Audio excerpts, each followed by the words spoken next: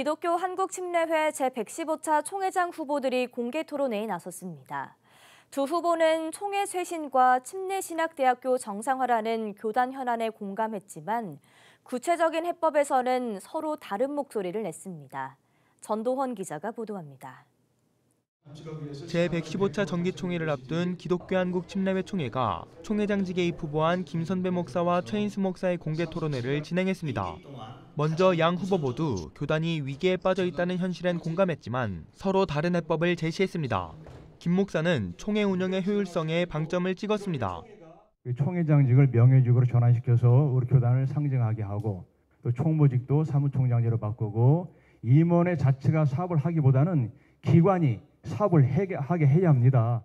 최 목사는 교단 내 정쟁을 지적하며 시스템 변화보다 임원들의 쇄신이 필요하다고 강조했습니다. 수년간 정쟁 때문에 그 좋은 총회 기능을 제대로 발휘하지 못했습니다. 지방의 중심의 총회로 변화합니다. 정치의 장이 아니라 섬기고 일하는 총회로 바뀌어야 합니다. 토론회 최대 쟁점은 침례교 산하대학인 한국침례신학대학교 안정화 방안이었습니다. 침신대는 지난 6월 대학 기관 평가에서 인증률의 결정을 받아 2026년부터 재정 지원과 국가장학금 수혜가 제한될 위기에 놓여 있습니다. 최 목사는 대학을 살리기 위해 침신대 살리기 운동본부와 이사파송위원회를 세우겠다고 말했습니다. 또 총회 차원의 장학금 모금과 수도권 대학원 설립을 약속했습니다. 이에 김선배 목사는 교육 환경을 무시하고 무리하게 재원을 투입할 경우 상황이 더 악화될 것이라며 구조조정을 강행해야 한다고 말했습니다.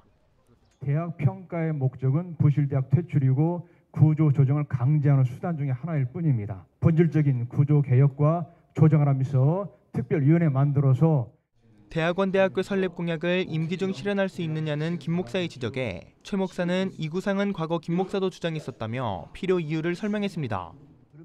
미래지향적인 차원에서 반드시 수도권 대학원 대학교가 필요하다고 봅니다.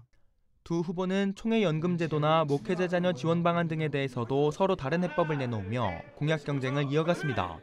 한편 제115차 정기총회는 오는 9월 22일 전주 새소망교에서 열리며 총회장 선거도 이 자리에서 진행됩니다. 고티비 뉴스 전도헌입니다.